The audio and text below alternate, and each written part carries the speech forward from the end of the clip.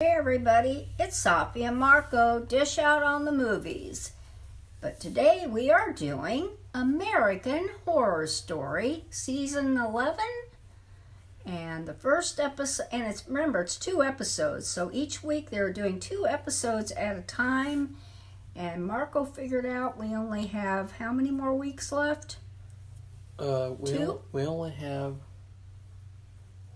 Or am I getting it mixed up with Chucky? 2 weeks left. 2 weeks left to the show because they're doing 2 episodes per week, which makes it really hard because it's on the same, for us to review, because it's on the same night as Chucky too. So we've already reviewed Chucky. Well, the thing is that it wouldn't be that hard if it was good. But the problem is with this season is that it's complete trash. And so you really have to prepare yourself for 2 hours of torture. You know, I won't say that, it's not the worst thing. It's not as bad as Better Call Saul.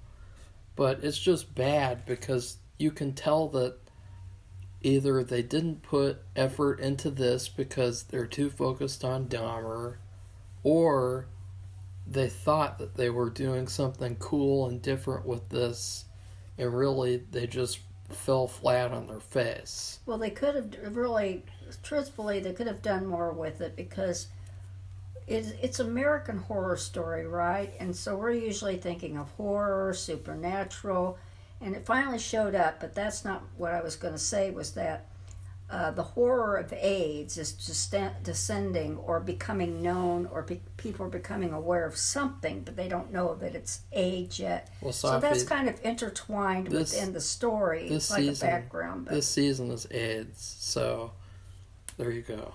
But it's a different kind of horror, but still, for people who are fans of the series, and they started doing it though, I would think they have to have something supernatural. So they did. We'll see if they do anything more with that, or it was just a one-episode thing. That was just a...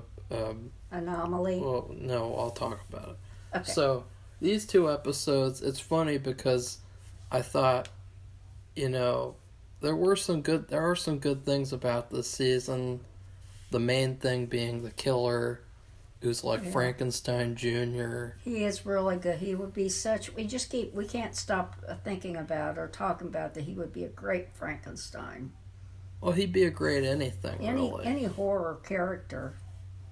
Run up and down the Universal Monster character list, and he probably could fit a lot of them. I was thinking as well he could be a good Hank from King of the Hill. If they did a live-action King of the Hill, he would be... I don't know about his voice, though. Well, he'd have to work on that. He'd have to work on his accent. And, he can't be like Chris Pratt with Mario, where he didn't do any effort into... really? Yeah, I saw the trailer, and Chris Pratt was like, I worked really hard on doing an Italian accent, because, I know that, I was just hired for my name, but, I'm going to work really hard on this accent. And then you go to the trailer, and it's literally just Chris Pratt sounding like Chris Pratt. Oh. And it's like, oh, wow, this isn't Mario. That's not his voice. So... Unbelievable. They could have gotten anybody. Well, they could have gotten the actual voice actor for the character. Anyways, there are some good things about this season. These 2 episodes were kind of weird, because I'm actually excited now to watch these episodes, since there's so many hilarious elements of it. And especially, what, Safi? What's the funniest element? What's the greatest element? Mr. Gino and his overacting ability. He's just like, and I saw that he's only been in like 10 things. And, I hope he's in 10,000 things, because he's just like the funniest actor that I've ever seen. Like, just every time he walks into a room, you can tell that he's going to start spasming and having some sort of a long monologue where he's just like, I don't know, it's really hilarious. It's kind of like when you go to a theater group and you always have that person who's trying too hard, and they're just so into it that it's kind of like they need to dial it back like 5 notches and then they'd be perfect. But with this guy, he dials it to like 1,000, like Nicolas Cage or something. Although I think this guy's better than Nicolas Cage. So, in terms of entertainment. So these 2 episodes were weird though, because although I was looking forward to them, especially after that elevator scene, which I thought was the best scene of the season so far, it was really disappointing because these episodes felt like filler episodes. Both of them, it felt like they didn't know what to do. They had to fill in some more time because they have 10 episodes, and this story, as you said in the first episode review, this story doesn't warrant 10 episodes. So, they have too much time, and they didn't know what to do. And so they just thought, ooh, we should do these 2 experimental fun concepts.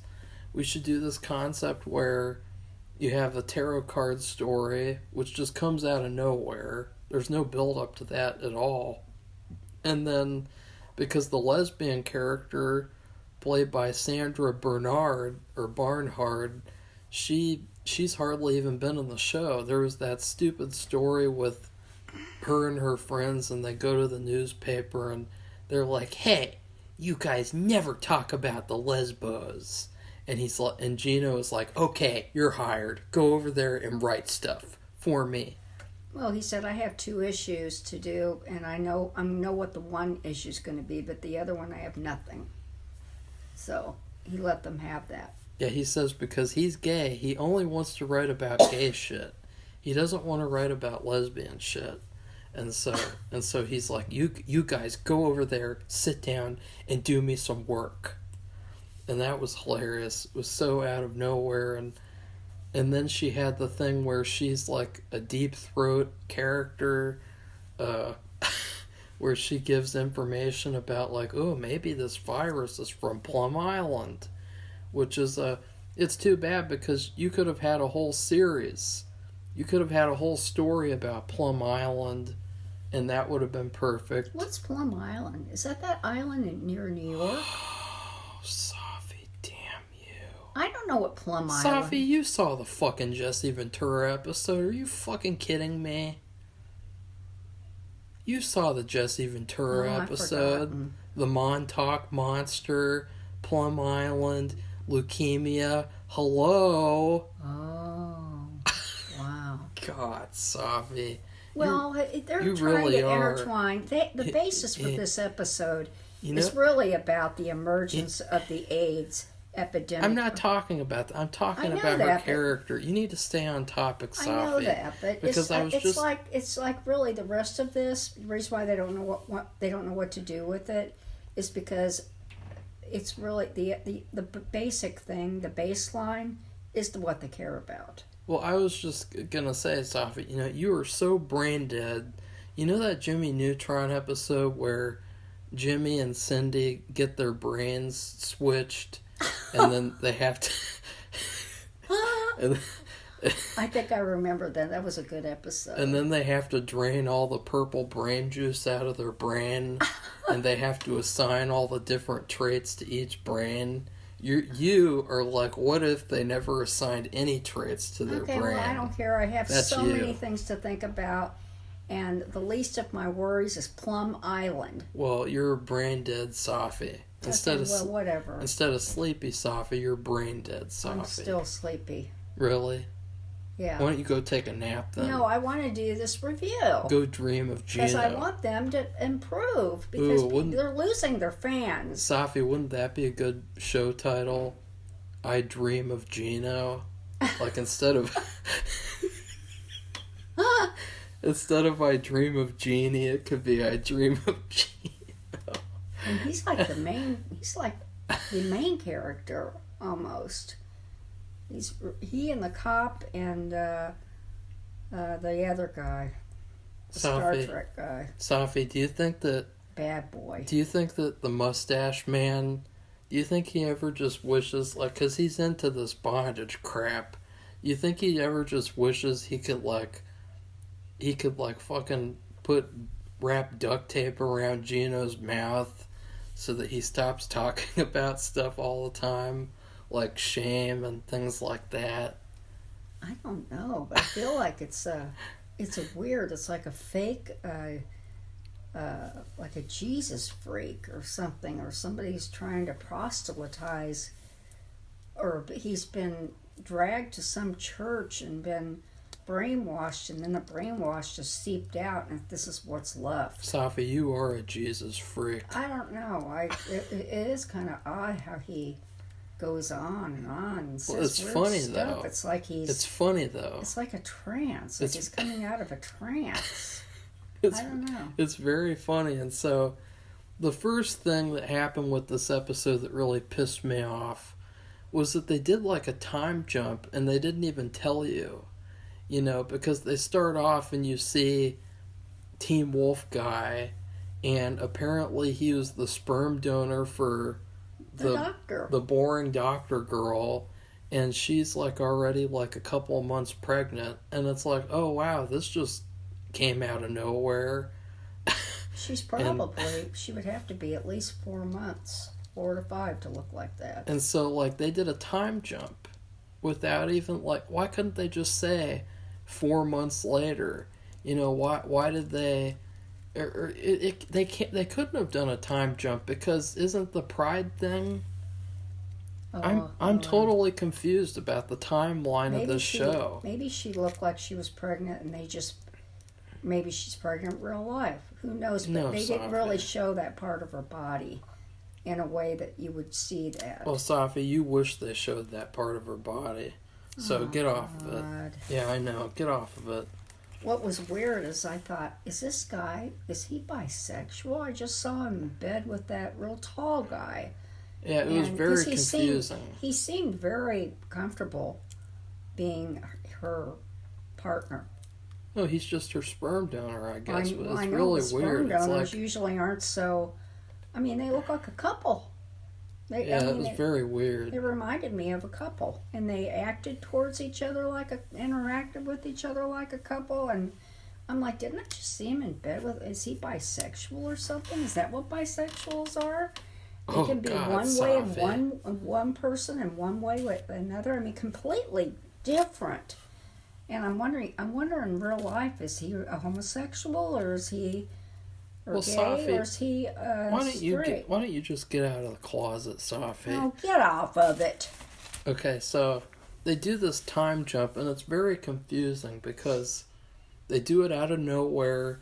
It felt very much like in last season when they did that time jump near the end, and it was all out of nowhere, and it also didn't make sense, and it was terrible and irritating.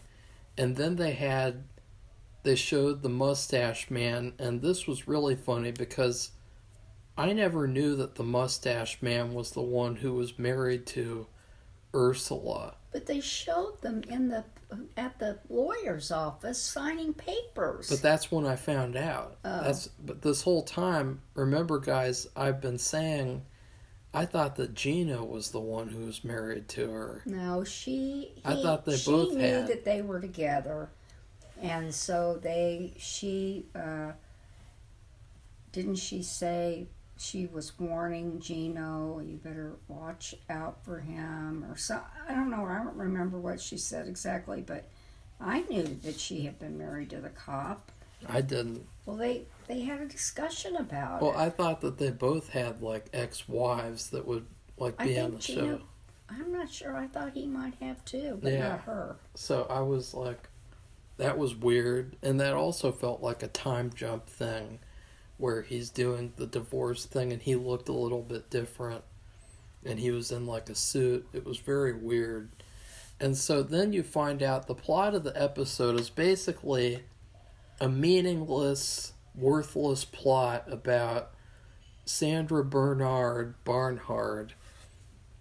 wants to do tarot for extra monies. You know, they needed somebody to read tarot cards in that little booth that's like beneath the street, and you walk down these steps, and so that she can so that she can buy more Polish sausages on the New York sidewalks. I don't know what she... like Reyes and the X-Files. I can't remember what she said that she...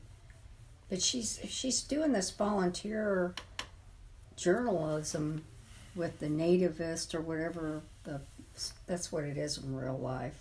The gay newspaper. And you are a gay newspaper, I didn't think Safi. she's getting paid. So I guess she is. She needs a paying job. I guess she's getting paid a little bit, so she's she wants getting paid to do the tarot cards. So she doesn't know one. nothing about it. She has to memorize the cards and what they mean. Which isn't very hard. It may not be hard to read to know what each card is, but basically they tell a story. You lay them out, and they did that three at a time. Basically, every college girl with like half a brain knows what a tarot card is. Like Safi, well, they know what it is. Like I have a pack. Yeah, I just got it out and you brought had it here. You had a house. deck, and it told you that you were eventually going to be a YouTuber with a channel called Safi and Marco Dish Out on Movies. And I never learned to read them. For some reason, that's what we did. He's right. Yeah. People bought in college. People, we had these head shops, which means they had marijuana pipes. This is a long time ago, and they have T-shirts and they have incense. And one of the things they had was tarot cards, and I still have a box of cards. I guess it's better than doing feminazi protests and other gay shit like that college girls like to do. I don't know about that. So that's the story of this episode, is this woman, she genuinely wants to be like a tarot card reader. And to me, it was sad, because that could have been a whole story for New York, is you have this character who wants to read tarot cards for people. And maybe you could get stories that come out of the people who come in. Mm-hmm. And maybe you could have like... You could have a whole book. Yeah, you could have a whole season. Yeah, and you so sure could. I thought that was actually a great idea a good idea. A season all by itself. Yeah. And Sandra Barnhart could have been the main character. Yeah. Because she'd appreciate the work. They had these good scenes where she was trying to do it, and it seemed like, oh, this could have been a good season, but instead it's just kind of used for pointing out the most obvious crap that we already know. Well, one thing that happened, see, this is where, remember last week I was complaining because there hasn't been anything supernatural. Basically, this is a very light reality view of what happened. We're not getting to the supernatural yet. The tarot cards and what happened where all the cards turned into a death card. Safi, that's at the end of the episode. Talk about the rest of it. Well, that's supernatural. Well, that's the end of the episode. You're jumping ahead like usual. You're like a fucking leapfrog. But the thing is that the way that they presented these tarot card readings was so gay. And what I mean by... I guess it was gay, huh? It's exactly what you'd expect from a gay tarot card reading, because it was very overdramatic, and it was like, okay, real tarot card readings aren't like this at all. Well, see, you don't have this like... No, they're not. It's like a teenage girl wrote this episode. Well, that's why I thought supernatural started to filter in through tarot cards of all things, and what happened was it started out with the what show was that Marco keeps talking about, that boy who is he's either bisexual or he's just a sperm donor. Safi, Teen Wolf never had any tarot cards at all. I didn't say it did. Okay, it started out with that guy and the doctor, and they went. She said if they had just gone, I think they just had a doctor's appointment or something, or they were going to it, and she wanted to get her tarot cards read. So they go in there, and it's Sarah Barnhart. She's Sandra. Sandra. She's new to it. She says she's new to it. She's just learning it, and they said, "Oh, okay." But the doctor said, "Oh, I'm really curious." And because so they agreed, and I think, didn't they know her? Didn't they know Sarah? Sandra. Didn't they know her? Well, that was like the weird thing, was that this was very contrived, where, okay, this character we've already met, she becomes a tarot reader, and then all the characters from the show, they all come to her get their tarot card readings. It was very, very, like, just, oh, what if we did a tarot card episode?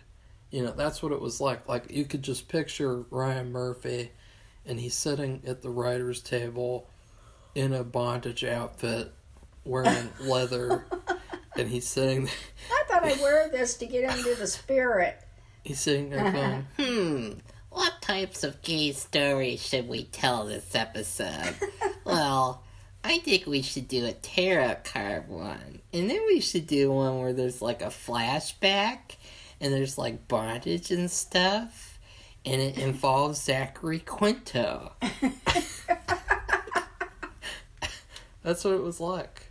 It's like, this is just 2 what-if episodes. But I did think that the best episode so far would be episode 4 and then 6, probably.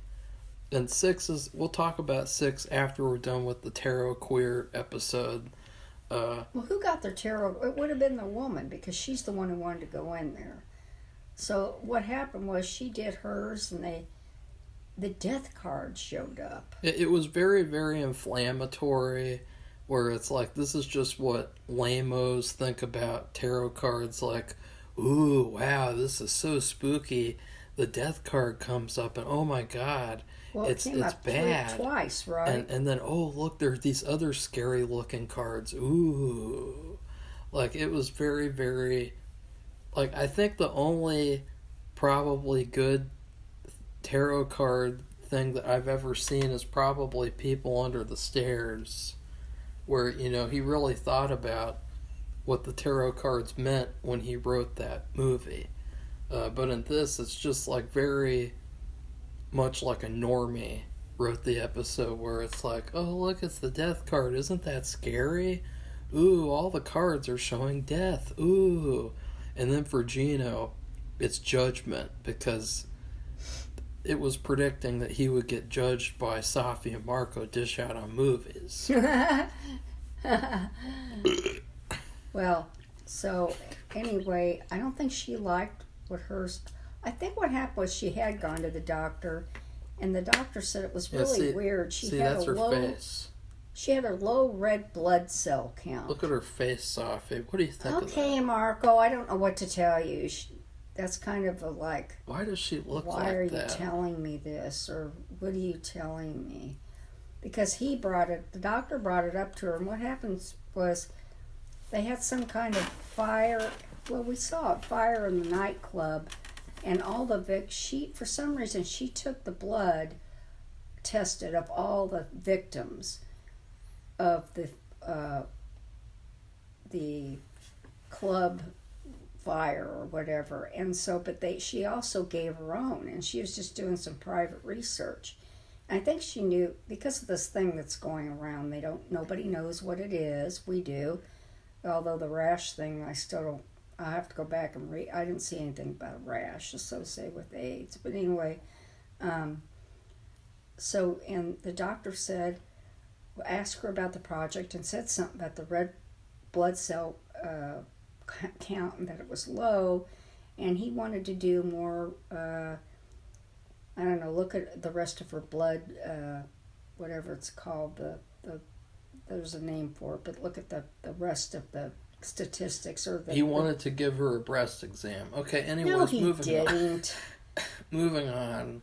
Well, so they had a tarot card reading with them, and the thing is that these tarot card readings, they could have been a chance to really almost tell you what's going to happen to these characters, in like a really abstract way, where they don't really spoil, but they still tell you. And instead, it was just this kind of lame, over dramatic thing where it's like, oh, look, it's the death card, it's the death card, it's the death card, and it's like, Well, I was thinking, wow, they're all going to die from AIDS. oh, maybe they'll all die from not having any more seasons of American Horror Story. Well, that too, but the thing is, I mean, there was nothing, they didn't know what it was, and there was nothing that they could do about it. And they didn't know what caused it. They didn't know about this sex thing where having multiple partners might be a big problem and contribute to it, or also sharing needles. But Princess Leia's daughter doesn't have multiple sex partners. No, that's the thing. So why would she have it? It would have to be if she'd gotten a finger stick. If one of the needles she used to withdraw the blood had actually pierced her skin, she would have been infected from the blood. Now, then at the end of the episode, we had the most extreme thing, and this was the best part. And it was the part I was looking forward to. I was looking forward to the whole week because Gino walks into the room. And when he walks into the room, you can already tell that he's just going to give the most funniest scene performance in history because he has this really serious look on his face. Like he's just like a 100% serious. And Marco just did the correct look. He looked exactly like him. I'm not kidding. Yeah, maybe oh my God. Take a picture and then it'll last longer. And he walks in and he's got his little messenger bag and he sets it down and he sits down and it's like, uh-oh. I need to not laugh very loud because it's quiet time when I watched it, and so it was hard because I was. As Marco explained what quiet time is, so it's the time from 9 or 10 to 9 in the morning. It's 10 to 9. Where you have to be quiet. And it was sad because in the apartment. I think that the scene just came on right when it started to be quiet time, and. It was the worst moment for it to happen because Gino sits down and he's like, and she's like, "Okay, I'm gonna give you a reading." And she got upset. He got upset because he knew the woman. It was a reporter in his own office. So he says, "You want to make a quick buck, huh? You wanted to make money off of tragedy, huh? You wanted to do all this bad stuff, huh?" And he sits down with this messenger bag, and she's just like, "Oh shit!"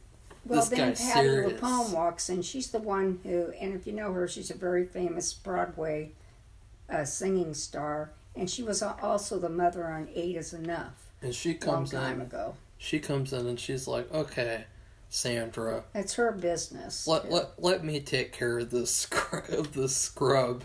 And she sits down. Well, and you go take your lunch. She's like, "I'm going to give you..." It's almost like that scene in Captain Phillips where he's like, "I'm the captain now."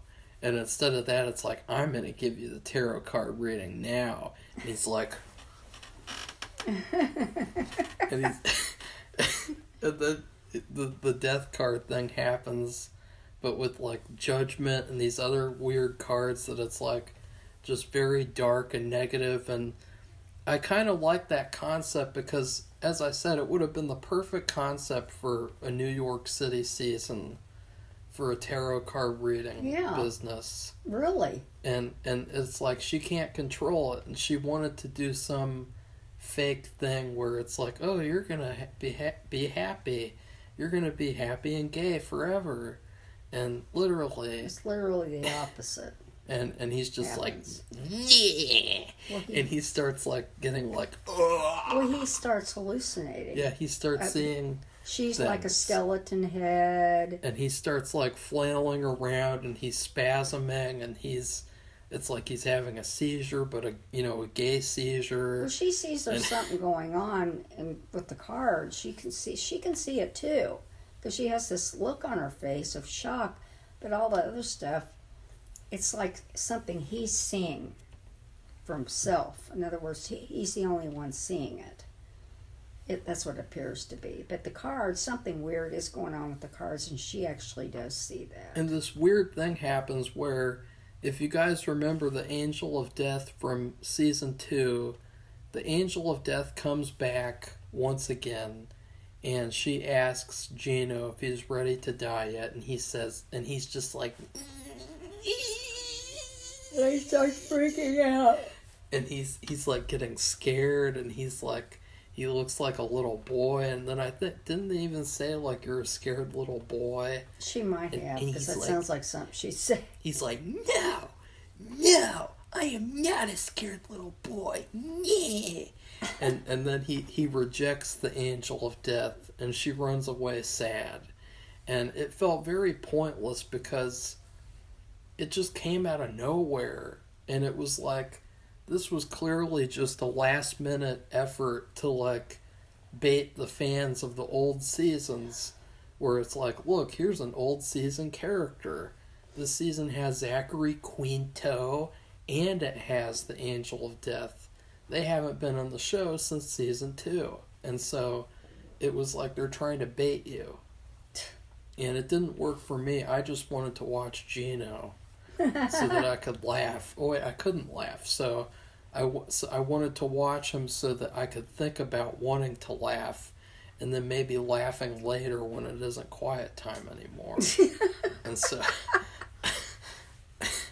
so then you also saw Mr. Whiteley, and he works in the hospital, and he's just so perfect. Whenever he comes on, it's like, okay, now I'm getting back to watching a good show, because whenever he's on, it's like you know that he's going to give a good performance. And then you see him, and he has all these people. Did he have the roommate? Was He that may the have. reveal? Well, Because it was there so dark There was the two guys that were together who were stupid in the enough elevator. to follow him. Which one of those guys looks exactly like Dustin Hoffman in Marathon Man. Yeah, And so I thought that was kind he of does cool. look like him. It's too bad that he wasn't a main character. Because then, I don't know, maybe they did that on purpose. I don't know. And then maybe that was with the cowboy thing, too. Maybe they wanted to have some references to other New York movies. Right. I didn't think about that, but that could be. He didn't. Other guy didn't have wear a cowboy hat though. So, we see them tied up, and it's like he's got like a villain lair, and it's like he's Dr. Frankenstein. Yeah, instead of being Frankenstein. And it was a pretty good scene because he revealed his plan, which is he's taken all these body parts from different gay people, and he's making like a pride parade float out of dead body parts. And I thought that's kind of like I don't know, like to me it was like a scene straight out of Batman the Animated Series, where you have like a villain in his lair, and he's like, look, this is my master plan. And it's very creative and over-the-top dramatic. And then he says that there's only 2 body parts I need last. I need a heart and then something else that Safi doesn't... Oh, God. Really? Yeah. That's what I was thinking it was, too. He needs the heart, and he needs... something that Sandra Barnhart doesn't have. And so they're all sitting there like... Well, they're all strapped to tables. There's 4. I thought there was 4 of them, but only 2 of them. There's 3. Okay, so they were all making some kind of noise. 2 of them at least, and those 2 guys were in the elevator. It was weird too because he said that there would be the sedative would kick in soon.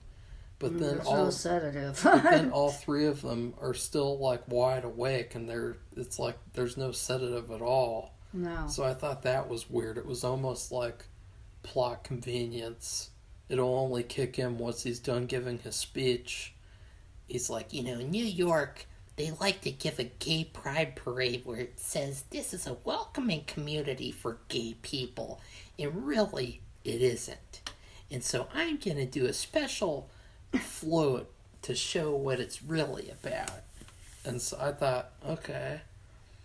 And then the next episode, was called The Body. So what would you rate the tarot card pointless filler episode? I give it a C. I'll give it a B minus. I thought I was happy that they finally put in a supernatural part, but it's just funny because it's just tarot cards, and like Marco said, I've seen tarot cards in other episodes, not a lot of other shows, even in a movie maybe, and there was nothing spectacular. It was pretty pointless. The thing is, they're showing all these death cards, and the people who are getting being read, they all are assuming it's this murderer running around killing gay men. They don't realize that they have this impending epidemic of AIDS, because I don't know what AIDS is, it's not defined or anything. As they say in the episode, the death card is not a negative card at all. Well, what is it then? I don't know how it could be. I don't know how it could be anything but negative. It's a representation of a new start and a death of, like, your old ways. Well, that would be part of it too, because they couldn't be running around going to bathhouses and having 50 different effing multiple sex partners. Well, Princess Leia's daughter doesn't do that. So no, I know, but I think that's an accident with the blood exchange. That's the only way it could be, unless she had sex with the guy in order to get pregnant.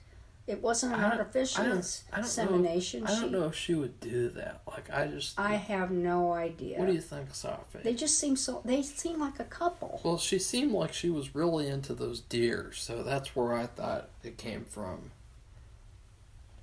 Oh, God. You're weird. Okay, so the next episode is called The Body.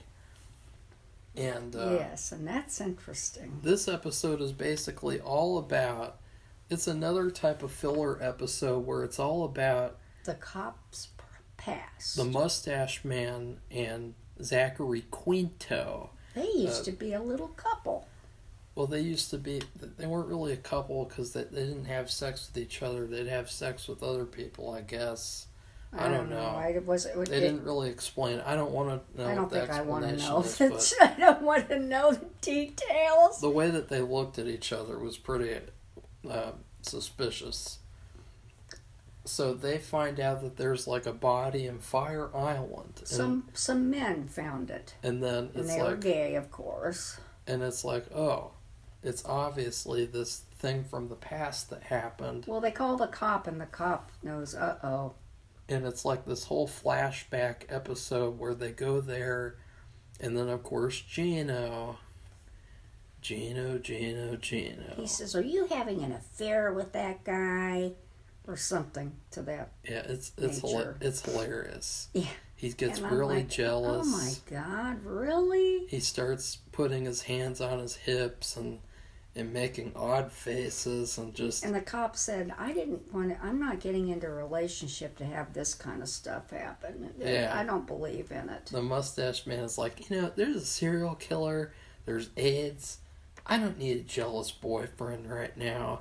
And Gino's just like... Yeah, he's freaking out again. And he starts flailing around, and then there's this little plot with that old man character who was in the bar earlier, and he's like an actor who Ryan Murphy uses every season, and he is really, really good. Was he in the last season? He wasn't he? He was in it for like 2 seconds when they did the town hall committee or whatever, in that shitty finale for the vampire story. Yeah, I remember him. He had I knew he looked familiar. He had like one joke, and that was it. And then, but he's really, really good, and I really liked him in this episode because he played like a mafia hitman, and he's like, "Oh yeah, that's another gig that I have. That's another thing that I do." And so, yeah. He is supposed to take out Gino, silence him forever so he stops annoying everyone with his overacting, and instead he goes there and he says, he basically tells him that he knows all about the body in Fire Island. Yep. And then he takes Gino there to confront his lover. And then starts this huge flashback sequence where it turns out the Mustache Man used to go to this place all the time, to this party house with Zachary Quinto. And they would have sex with people and do drugs and things and just act like weirdos for fun. They'd act like that for fun, Safi. They did it for fun. Well, anyway, so... What's that line from, Safi? I don't know, Marco. Better Call Saul. Okay. Remember when Kim Those was guys like, called the "We cop did it because they'd for heard the cop fun." was gay. And that he should be and they knew the other cops wouldn't do anything. That's why they called him. Yeah, it's like the gay Batman now, where they have like the red phone, and it's like, okay, we gotta call him now for this gay problem, and but it's basically revealed that the Mustache Man met this really nice guy, and they went down on a bus or something. to the basement with Zachary Quinto, which you never go to the basement with Zachary Quinto. Yeah, he does bad things in the basement, and I wonder if he does that in real life as well, or if he even has a basement. Zachary Quinto is a good actor. He loves acting. He loves playing different parts, and he's the biggest jackass, gay. Like we already talked about this. He's like a womanizer, only he's a gayerizer. I don't know what to call him, but he's really like just all over all these gays, and they're doing cocaine, and he shares his cocaine because he's rich. And well, go ahead and talk about the weirdo part. So they put this nice guy in this like bondage thing, yeah, where he's young. You put your arms and your head in these holes, and then they put a mask over his head, One of the leather masks. like Big Daddy, and I think that's who Zachary was referring to when he said that Big Daddy is dead. Maybe he's referring to that guy, and he never knew about the real Big Daddy or something. I don't know. Because we still don't know who Big Daddy is at all. And what he's talking about is the leather guy walking around. We thought it was the bad guy who's killing people and taking out their entrails or whatever and other bodily parts to do something with them. Oh, for the float. That's right. And no, it is not. Because unless they have tricked you with their photography, you can't have two things going on at the same time, like they've showed, like they're in the same practically standing next to each other. So what happens is that they both are having sex with him. I guess they're just doing it all night long or something, and which is weird because I thought that cocaine had some sort of a negative effect, and you can't have sex when you take cocaine. I don't know or about something. that. I don't know. So it was weird. They're having sex with him, and then all of a sudden, oh no, he's dead. He's suffocated and masked. It's weird because it's like, how did he really die? It was kind of like very... It was weird because you'd think, have they never used this contraption before? Wouldn't this, it was very weird because it didn't seem like, it seemed like, really? He's dead from that? And like all these, who knows how many other people use this thing. This is the thing, you put this mask on, you stick your head in the hole. Well, I guess you have to stick your head in the hole and they put the mask on, and you have to put your arms in the two holes. It's like stocks. Back in the day when they put you into stocks if you were bad in the town square. Well, I think they should put all the riders in the stocks in the town square. And then he suffocates, it looks like. And the cop tries to revive him. And then they get to do something really fun. And this is where the secret thing comes up. This is the best part of the episode. So they call the mafia guy to come over and help them. And he comes over, and they pay him, and then he Zachary says, okay, pays him. I need a cleaner. I need to get a cleaner now. And then what do you know who comes in? Frankenstein. Yeah, the killer comes in, and I thought that was really cool because it was just so nonchalantly done, and it was very cool. And then he comes in, and he was really disturbed because I guess over the years of cleaning, which is just cutting up bodies so that you can dispose of them.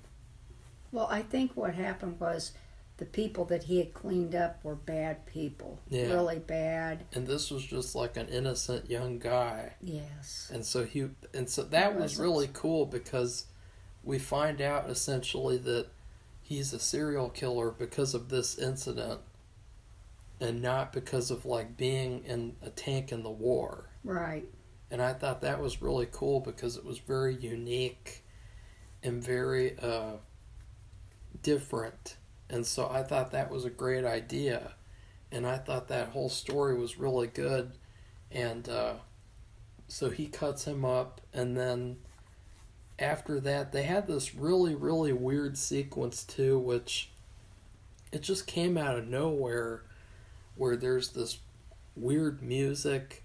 And then it's like a montage of people doing things.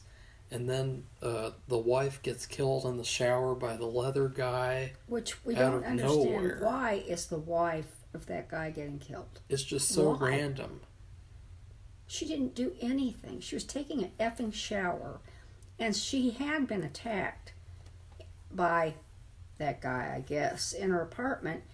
And wasn't the ex-husband there, and they fought anyway, and he left. And so he said, "Why are you staying here tonight? Why don't you don't need to stay here. That guy could come back." And she said, "Oh, come on, give me a break. He's gone. He didn't care about me. He was after you." It was very weird because it came out of nowhere. It was a badly edited sequence, and I didn't feel anything for her getting killed at all. Well, I was shocked. I was like, I don't understand. She's not gay. She's not causing a problem for anybody. How do you know if she's Why? not gay? What if she has some sort Oh, of kind of cut it out. But she has no. Marco is actually just saying she's not really relevant to much of anything, except that she and her husband are getting a divorce because he's gay. They still like each other, and they still. The only plausible explanation as to why she gets killed is because it's against him. It would be to hurt him because they are still friends and care about each other. They just aren't lovers anymore. And he doesn't want that kind of relationship. Yeah. He wants a loving relationship where they have sex. He doesn't want to have sex with a woman because he's gay. So maybe the guy killed her because she's meaningful to him, and he's getting back.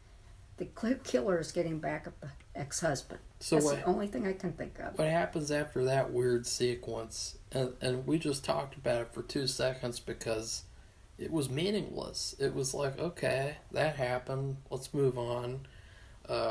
Too bad for Ursula because I bet she was sad she didn't get to be the whole focus of the show, like with that terrible vampire story where she comes in and just ruins the whole show. Oh my God, that was her. Yeah.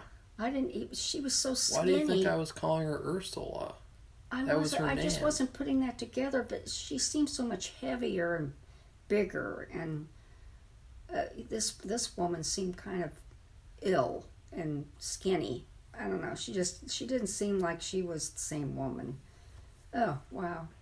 Unbelievable. She wasn't on it for long at all. So, and she was quieter, too. What happens next is, I thought the best part of the episode, besides that other part, was where the hitman says, how about we go take care of, Mr. Whiteley is the killer. And so they find out who the killer is, which it's like, oh, that's funny. They just find it out in 2 seconds with that mafia guy. Yeah. And because of the way that he cut up the bodies was exactly the same as the serial killer was cutting up bodies. Yeah. And so he's like, let's just go take care of this problem right now in a public place where everyone can see it. and and so then they go to this bar, him and Gino. And I was very excited because he said, I'm going to go get Mr. Whiteley to come into the car, and you're going to sit in the back seat with a gun, and you're going to hold the gun at him, and then I'll drive to a place where I'll finish him off for you. And Gino's like, I don't want to keep me, but okay, I'll do it. And he's really excited. And so they go to this bar, and it was really weird too because he went into another spasm over what his boyfriend did years ago. Yeah. But it's like, bruh, you're literally conspiring to commit murder. Like, it doesn't matter that Mr. Whiteley is a serial killer. You're conspiring with a mafia hitman to commit murder. And so it's like, why is he so quick to criticize when he's going to go do the same fucking thing? Right. Except it's on purpose. And so I was really excited because I thought, oh shit, if Mr. Whiteley gets into the car with Gino is going to have the most epic monologue he ever delivered. He's going to be like, you have killed gay people for too long, and you are going to get yours now. And I was really excited for that, and then it doesn't happen because the hitman goes in there, and he basically... It was terrible because he was just so bad at like hiding the fact that, okay, you're probably going to get killed now. And he was giving all these little signs to Mr. Whiteley that he was probably there to do something bad. Like he wouldn't drink the drink that he brought for him. And then there was something else that was weird. And so Mr. Whiteley did the classic thing where he's like, I'm going to go to the bathroom. Do you mind? And then he goes. And that was the funniest part because as soon as he got up, whenever he walks away, whenever he's in a scene and he like walks away from people, he always like looks like this, like he's like Frankenstein's monster, and he's just like, the way that he looks like when he walks away is just really hilarious. And so I laughed at that, even though it was supposed to be quiet. Quiet time. And so then the hitman goes into the bathroom, and it was exactly like the scenario that I proposed last week, where I said the next episode they're going to be in a public place, the killer's going to get someone, and nobody's going to notice. And he gets the hitman and kidnaps him. And so that's what happens, and then Gino follows them. And then he calls his boyfriend, Mustache Man. So that's how that episode ends. I think I'm going to have to watch that again. Really? I can vaguely remember, but I may not have seen that whole end. Oh. Well, see, I thought that was really good, so I'd give this episode a B. I thought this was clearly the best episode because it felt like stuff was actually happening near the end. Yeah. And it felt like a much better story than the first couple of episodes where it's just like... The AIDS epidemic, basically. No, I haven't even talked about AIDS at all. You're the only one who talks about AIDS. It's just back there. It's looming over everybody like a shadow, and they all talk about it. It's not looming over me. It's looming over everybody in the episodes, in the story, but it's very subtle. And because nobody knows what they're dealing with. No, we're not talking about that. So at first, it's a very cliche, typical serial killer. And it feels like Dahmer Jr. But now, with this new story, it feels like a completely different story. And so it's too bad it wasn't like that all along. With like the whole mafia angle. It's like they just woke up. Yeah. It's like maybe they were working on Dahmer, and then they came back at the end of this episode, and they're like, uh-oh, we got a lot of problems to fix. Yeah. And so I can't wait for next week because I do think that these 2 episodes, I didn't like the tarot card one. I did. But I did like this one, so... It was weird, though, and not very well. It wasn't as good as Chucky. No. But it was better than those terrible first 3 episodes, which were like AIDS with steroids. Yeah. Well, you got to wonder how it's all going to work out, which is what I already said. What are they going to do? We know the killer. Now they know the killer. And so now what? So, Safi? Okay, well, if you like this, give it a thumbs up and become one of our subscribers. We welcome all kinds of comments. We like to hear what people think about what we watch, too. What is your opinion? What do you think that could be done better? What did you like about it? What you didn't like about it? And do you think that American Horror Story kind of diverged off into something dark and not really well thought out because they were working on this Dahmer thing, who Evan, which has been a lot of what would you call it, media content about him lately, how much he put into his role as Dahmer. Here's the thing, Mr. Whiteley in this show is better than Dahmer. So. Oh, well, Mr. Whiteley is pretty good, and so is Gino, because we just love to see his overacting little fits of rage. Yeah, I want to see next episode. I'll have to make sure I don't watch it during quiet time. Yeah. Because I want to see Gino go like... Yeah. And there should be plenty of opportunities for him to do that. I just never expected him to go into a jealous rage, but I guess since he likes to go into little fits of rage, that I guess that is apropos for him. Because it was an excuse for him to do it. I was also expecting, is he going to start tearing up the apartment like Tommy Wiseau in The Room? You know, where he... I thought it's too bad he didn't do that, too. Because when he was in the tarot card room, he, threw the chair against the wall, and he, messed up the tarot cards on the table. He was seeing all these visions, and like I said, the lady, I don't think she saw that. And she's like, what the hell's going on with him? Is he some kind of a weirdo? Yeah, he is. And she did see that the cards... Didn't she see the cards were... Because what happened was, I think for him, all the cards turned into the death card. So I would imagine that would mean something. Not that, obviously it means something, but let's say if you have... She sets out 3, and it tells a story for everybody. When you set out the 3, it's kind of like the 3 stages of whatever it is that you're... what's going to happen to you. And she set out the 3. They were all death cards, I think. And then all of a sudden, didn't he knock them out of her hand, or he knocked them off the table? Because the stacks were set on the table. He splits the stack, cuts the cards. He got really upset. And so he knocks them all everywhere, and every single one of them is a death card. Which, I think that's... that was the boyfriend. That was the sperm donor, actually.